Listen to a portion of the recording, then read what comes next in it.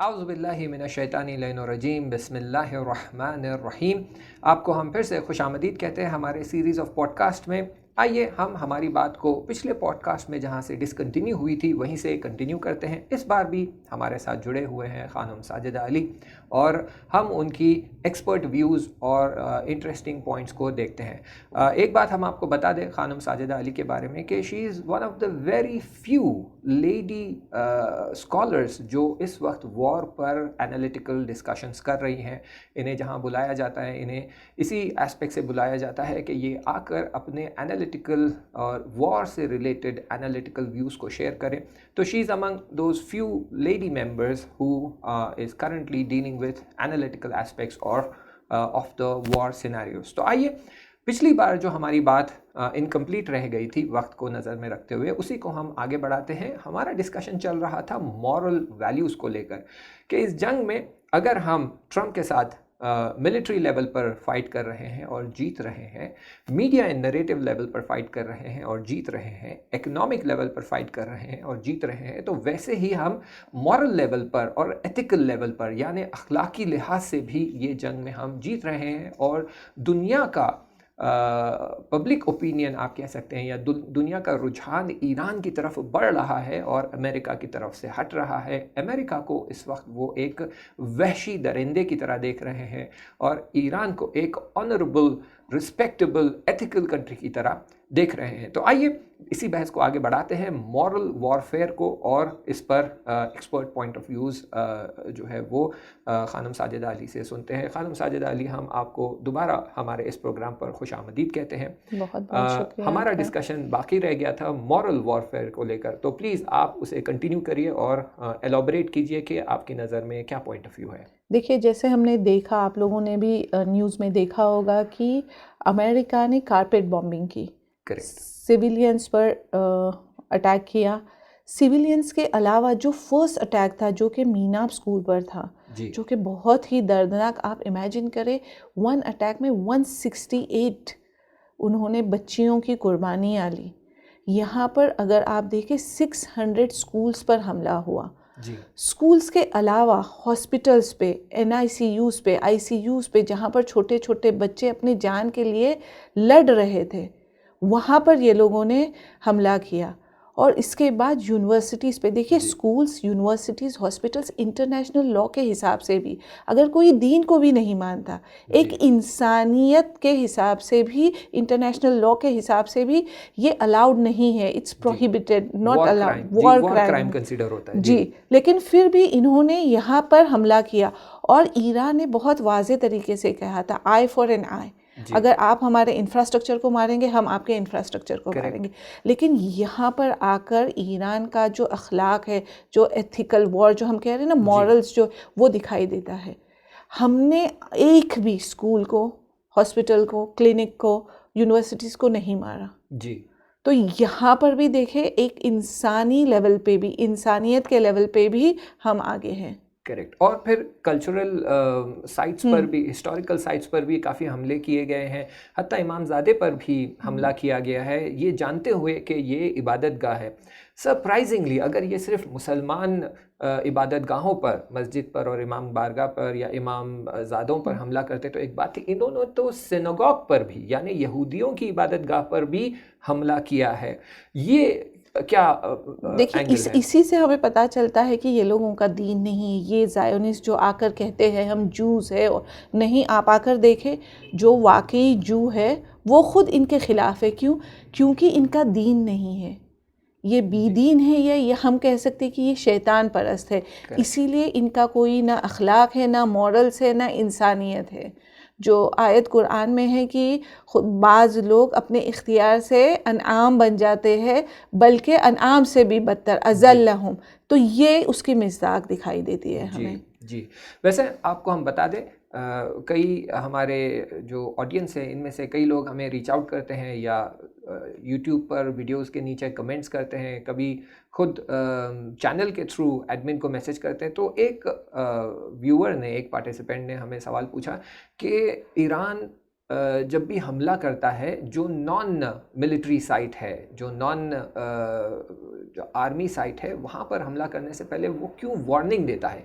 जबकि यहूदी जो है, ज़ायोनिस्ट जो है, ये जब भी हमारे स्कूल्स पर, यूनिवर्सिटीज़ पर, इंफ्रास्ट्रक्चर पर, ब्रिजेस पर हमला करते हैं या कल्चरल साइट्स पर हमला करते हैं, हत्ता हॉस्पिटल्स पर और बैंक्स पर हमला किया, तो इन्होंने कभी वार्निंग नहीं दी। ये हमला करते हैं और ये जानी नुकसान हमारा करते हैं। तो क्यों ईरान वार्निंग देकर हमला करता है? क्यों नहीं ईरान भी उन पर ऐसे ही हमला कर दे ताकि उनका भी जानी नुकसान हो तो वो थोड़ा सा संभल जाए?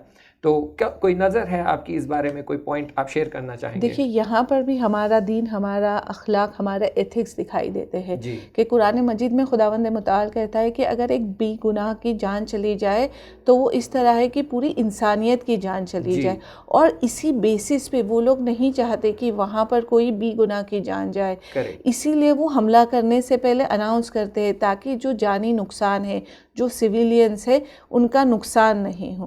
तो देखिए, यहाँ पर भी हम दिखा रहे हैं कि हमारा दीन, हमारा अखलाक, मॉरल्स हमारे लिए कितने अहम हैं। जी, ज़ाहिरन ये आयत को जब नज़र में रखते हैं तो ये बात भी समझ आती है कि क्यों ईरान न्यूक्लियर वेपन के ख़िलाफ़ है। क्योंकि न्यूक्लियर वेपन जब भी आप किसी भी लोकेशन पर मारते हैं और वहाँ पर अटैक करते हैं तो वहाँ सिर्फ निज़ामी लोग, मिलिट्री, आर्मी, नेवी, इनकी जानें नहीं जाती है, बल्कि बहुत ज़्यादा तादाद में, बहुत ज़्यादा नंबर्स में सिविलियंस डेथ भी होती है। और इस आयत को अगर हम मिज़दाक बनाते हैं कि खुदावंद मुताल फरमा रहा है, एक बेगुनाह को मारना पूरी इंसानियत को मारने के बराबर है, एक बेगुनाह को बचाना पूरी इंसानियत को बचाने के बराबर है, तो यहाँ से मालूम पड़ता है कि न्यूक्लियर वेपन से कतअन गारंटीड है कि कम से कम एक बेगुनाह की जान तो जा सकती है। और इसी को नज़र में रखते हुए शहीद रहबर हमारे सैयद अली खामेनी, उन्होंने ममनू किया था, यानी हराम करार दिया था कि न्यूक्लियर वेपन नहीं बनाना है। ये बात और है कि आगे जाकर शायद डिसीजन चेंज हो और वेपन इसलिए बनाया जाए कि दुश्मन के दिल में खौफ ईजाद किया जाए, यूज़ करने के लिए नहीं। लेकिन इसे जब ममनू किया गया और प्रोहिबिट किया गया तो वो इसी एंगल से किया गया कि अगर इसका इस्तेमाल होता है तो कतअन किसी बेगुनाह की जान जाएगी। इसीलिए हमें ऐसे वेपन को बनाना ही नहीं है। इसीलिए अब आपको समझ आ रहा होगा कि क्यों ईरान किसी भी नॉन मिलिट्री लोकेशन पर जब हमला करना चाहता है तो क्यों वो पहले वार्निंग देता है 20 घंटे पहले, 24 घंटे पहले, और कहता है कि प्लीज़ ये जगह को खाली कर दीजिए, ये अमेरिकन प्रॉपर्टी है, अमेरिकन बेस है, यहाँ पर अमेरिका के मिलिट्री पर्सनल्स छुपे हुए हैं, यहाँ पर उनके कमांडर्स बैठे हुए हैं, हम इस एरिया पर अटैक करने वाले हैं, जो भी सिविलियंस हैं प्लीज़ इस लोकेशन को छोड़कर चले जाए। और मुमकिन है कई बार कमांडर्स भी वहाँ से बचकर भाग जाते होंगे, लेकिन ये हमारे अखलाक के ख़िलाफ़ है कि हम कोई ऐसा हमला करें और उस हमले में हम किसी मासूम को कत्ल कर दे। तो ये एक हमारा एंगल रहा है वॉर को लेकर, जो जाहिर नहीं है, हिडन है। हिडन बेमाना ये कि कई बार लोगों की नज़र में नहीं आता है। अब आप देखें ग्लोबल लेवल पर जब डिस्कशन होता है तो इस एंगल से डिस्कशन नहीं होता है क्योंकि लोगों की नज़र में ये एंगल या एस्पेक्ट नहीं है। इसी तरह एक और एस्पेक्ट है जिसमें ईरान इस वक्त बहुत पावरफुल साबित हो रहा है और जीत रहा है, और वो है पॉलिटिकल एंगल। आइए इस बारे में भी हम एक्सपर्ट से पूछते हैं ताकि हमें पता चले कि पॉलिटिकल एंगल से किस तरह ईरान इस जंग में आगे है और जीत रहा है। खानुम साजिदा, आप बताइए कि जैसे हमने डिस्कस किया कि जंग के मुख्तलिफ एंगल्स होते हैं, तो एक एंगल पॉलिटिकल एंगल है, इसमें कैसे ईरान जीत रहा है? देखिए, ये पॉलिटिकल एंगल में भी दो पार्ट्स है। सबसे पहले खुद पॉलिटिकल सिस्टम। देखिए, जो ईरान का पॉलिटिकल सिस्टम है जो कि इस्लाम के बेसिस पर बना हुआ है, जब उन्होंने हमला किया वो सोच रहे थे कि उनका पॉलिटिकल सिस्टम इतना पावरफुल है, वो अगर हमारे लीडर को शहीद कर देते हैं, हमारे टॉप कमांडर्स को शहीद कर देते हैं, टॉप कमांडर्स को शहीद कर देते हैं, जो कि उन्होंने किया। और उन्होंने सोचा था कि इनका पॉलिटिकल सिस्टम ख़त्म हो जाएगा, नाबूद हो जाएगा, और हम जैसे आपने ट्वीट में देखा होगा उस मसलन ट्रंप के, जिसमें उन्होंने कहा कि 3 दिन में हम ईरान पे हमला कर देंगे और कब्ज़ा कर लेंगे। क्यों? क्योंकि उन्हें लगा था हमारा पॉलिटिकल सिस्टम भी उन्हीं की तरह है, टॉप लीडरशिप पर डिपेंडेंट है। लेकिन ईरान का जो पॉलिटिकल सिस्टम है इतना पावरफुल है, इतना डिसेंट्रलाइज्ड है कि हमारे टॉप कमांडर्स, हमारे रहबर भी शहीद होने के बाद 2 घंटे के बाद हमने उनके तमाम मंतके में जितने भी बेसिस थे उस पर हमने अटैक किया। तो दैट शोज़ कि पॉलिटिकली भी ईरान सिस्टम वाइज बेहतरीन है और बहुत आगे है। करेक्ट। तो इससे हमें समझ आता है कि सिर्फ निज़ामी पावर होना काफ़ी नहीं है, एक पॉलिटिकल सिस्टम का होना भी बहुत ज़रूरी है। और जैसे शेयर किया गया, बताया गया कि हमारे टॉप कमांडर्स को, हमारे रहबर को, लीडर ऑफ द कंट्री को और बहुत सारे पर्सनल को, जैसे अली लारीजानी है, पार्लियामेंट के स्पोक्स पर्सन हैं, इनको भी जब शहीद कर दिया गया, मुख्तलिफ लोगों को, पर्सनल्स को शहीद कर दिया गया, तब भी यहाँ पर कोई डिसरप्शन नहीं आया है पॉलिटिकल सिस्टम में। सिस्टम वैसे ही चल रहा है, बिल्कुल मजबूत, क्योंकि चेन ऑफ कमांड्स बहुत क्लियर है। जैसे कि आप जानते हैं कि ये पहले भी हर बार चलाया गया है, यूज़ किया गया है।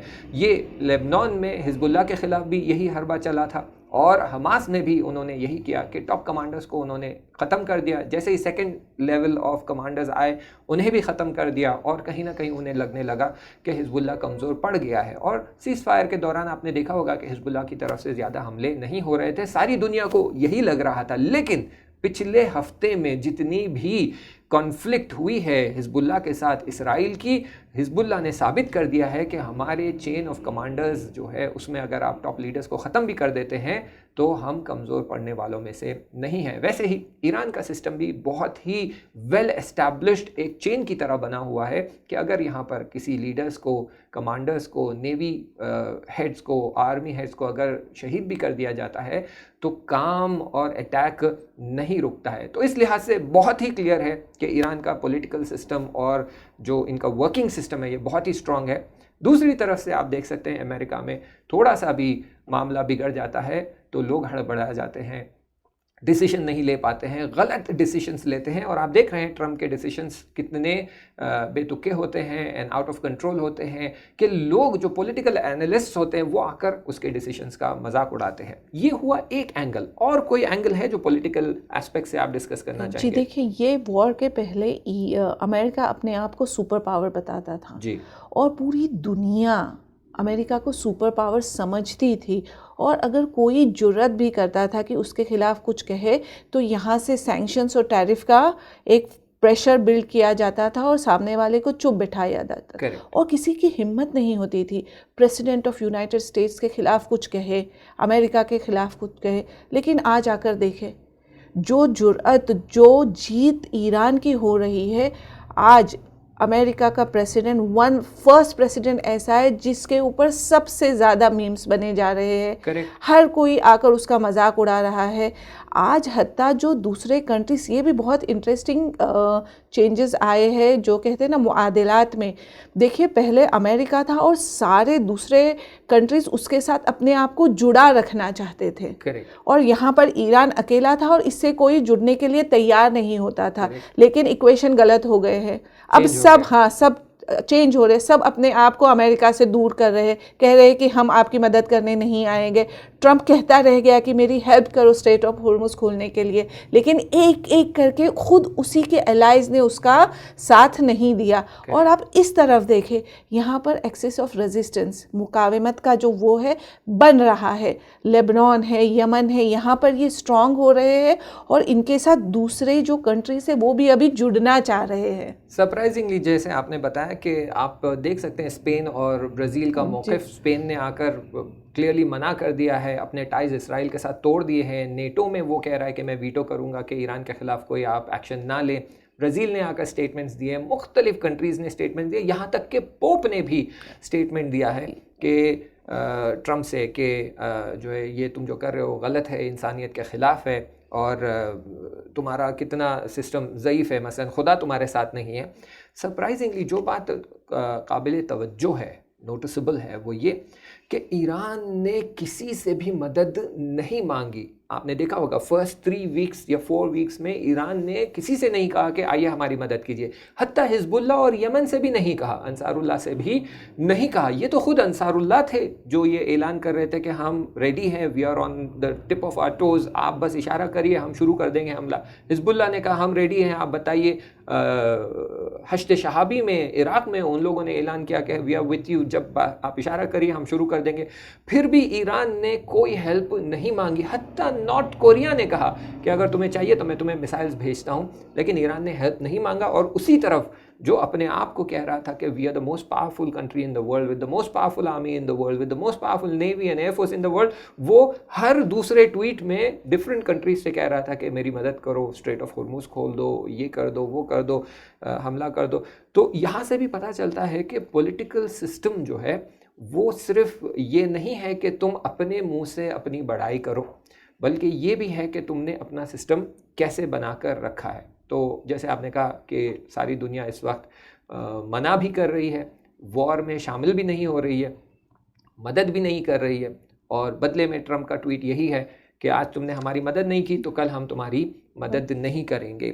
तो ये तो हुआ पॉलिटिकल एंगल से। इसमें और कोई पॉइंट बाकी रह गया है तो कवर कर दीजिए, तो फिर हम हमारा ये पॉडकास्ट ख़त्म करते हैं। फिर अगले सेशन में हम ले जाएंगे बात को बातिन की तरफ इंशाअल्लाह। देखिए, आज हमने जो 2 एस्पेक्ट्स डिस्कस किए, मॉरल और पॉलिटिकल, इसका नतीजा ये हुआ कि आप देखिए अमेरिका जैसे कंट्री में जहाँ पर लोगों को किसी से नहीं पड़ा हुआ होता, सब अपनी अपनी ज़िंदगी में बिजी होते, लेकिन हमने देखा कि अमेरिका जैसे कंट्री में 3000 सिटीज़ में 9 मिलियन लोग रास्ते पर आए नो किंग्स रैली में। ये भी ईरान की जीत है, ये भी हक की जीत बता रहा है कि अब वो लोग भी जो सोए हुए थे, जिनको ऐसे था कि मुझे इससे क्या करना, वो लड़ रहे हैं, वो भी आज मैदान में आ चुके हैं। यानी यहाँ पे हमें पता चलता है कि लोगों के दिल बीदार हो रहे हैं जस्टिस के लिए, अदालत के लिए, और हम इसे एक साइन लेते हैं कि हमारे इमाम ज़माना के ज़ुहूर के लिए जो ज़मीना है, लोगों के दिल है, वो अभी आमादा हो रहे हैं। इंशाल्लाह इंशाल्लाह बिल्कुल ऐसा ही हो कि आपने जिस बात की तरफ इशारा किया है कि इंशाल्लाह हम दुआ करते हैं खुदा की बारगाह में कि लोगों के दिल जल्द से जल्द ज़ुहूर इमाम के लिए तैयार हो जाए, और जल्द से जल्द इमाम का ज़ुहूर हो, और ये तमाम ज़ालिमों का जिन्होंने इस वक्त दुनिया में अफरा तफरी मचा रखी है, जुल्म फैला रखा है, इनका ख़ात्मा हो और इंशाअल्लाह अदालत की हुकूमत बरपा हो। अल्लाहुम्मा सल्ली अला मुहम्मद व आले मुहम्मद वअज्जिल फ़रजहुम।